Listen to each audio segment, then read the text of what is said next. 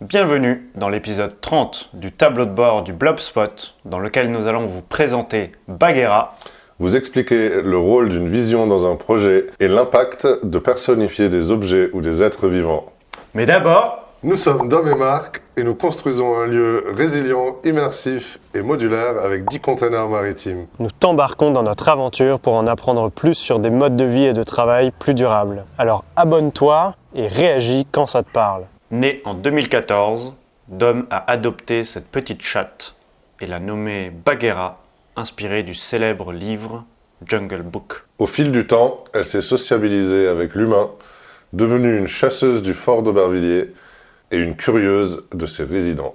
Non stérilisée, elle n'a pas échappé aux lois de la nature et a porté des chatons à plusieurs reprises, dont elle s'est séparée une fois autonome. Le confort de nos casemates ne l'empêcha pas d'aller voir ailleurs. Elle s'absenta pendant plus d'1 an, s'installa aussi chez nos anciens voisins de chez Depuis 1920 pendant quelques temps. C'est alors en 2021 qu'elle me rencontra et qu'une nouvelle histoire démarra entre nous. Déjà âgé de 7 ans, Marc corrigea son rapport compliqué avec la nourriture. Elle finit par m'adopter et une histoire d'amitié et d'amour se construit. Le bocal, studio professionnel et hébergement expérimental de Marc, sera aussi le cocon de Bagheera, qui continuera ses aventures à nos côtés au Blobspot. Une des forces d'un projet, souvent invisible, est celle d'une vision précise et incarnée. Précise, parce que c'est en choisissant les bons mots et en ayant un cap clair qu'on peut embarquer et inspirer d'autres personnes et provoquer des opportunités. Incarnée, car une projection vient avec son lot d'incertitudes et d'inconnus. C'est alors en incarnant le projet et sa vision que nous devenons acteurs et non spectateurs. Cela nous permet de s'adapter, de rebondir et de surmonter les obstacles sur notre chemin. Dans l'épisode 24, nous présentions l'importance du storytelling. Il est nécessaire de tisser celle de son projet afin d'embarquer son public et former une communauté soutenante et forte. Le storytelling, ou l'art de raconter une histoire, est d'une importance fondamentale dans la construction et la pérennité de tout lieu. La vision est le point de départ d'une belle histoire. Sans elle, il n'y aurait pas d'imaginaire dans lequel plonger nos partenaires, les politiques, notre équipe, notre communauté ou toute personne impliquée ou de passage dans notre lieu. Nous avons des bons exemples du rôle d'une vision, à commencer par Le tiers-lieu associatif Fort Récup, dans les casemates 3 et 4 du Fort d'Aubervilliers, qui était peu séduisante en 2014. le tiers-lieu citoyen Samplon 93, imaginé et réalisé dans une ancienne station-service délaissée.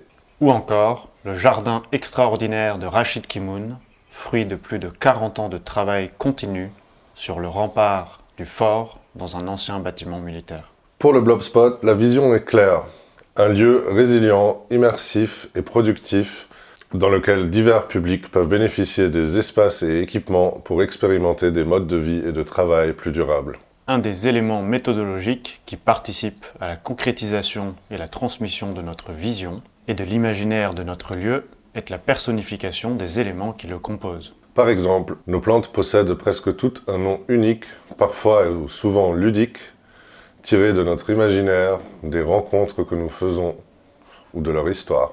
Nous pensons à Contraste, ici présente, depuis l'épisode 1, et Phoenix Junior.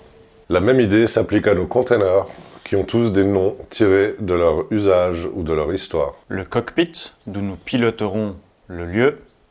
La base vie, qui regroupe 2 éléments essentiels à l'activation d'un spot, la nourriture et l'hygiène. Enfin, quelques-uns de nos équipements ont reçu un nom, tels que Pamela, le futur poêle à bois du Dôme, Betty, notre raboteuse électronique, ou même nos voitures, Gigine, Nion et Nat. Cette habitude et cette touche personnelle permet aux visiteurs de mieux se familiariser avec nos espaces et rend plus accessible de rejoindre notre aventure. Mais surtout, donner un nom à un objet ou à un être vivant invite à en prendre soin. Un prénom donne envie qu'une plante ou un objet soit en bonne santé, bien entretenu. Et vous, à quoi avez-vous donné un prénom ?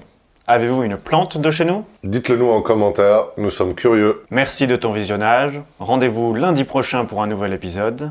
Et d'ici là... Belle semaine! Ah, il est joli ton B. Ton BS. Belle semaine. Je suis en train de... BS.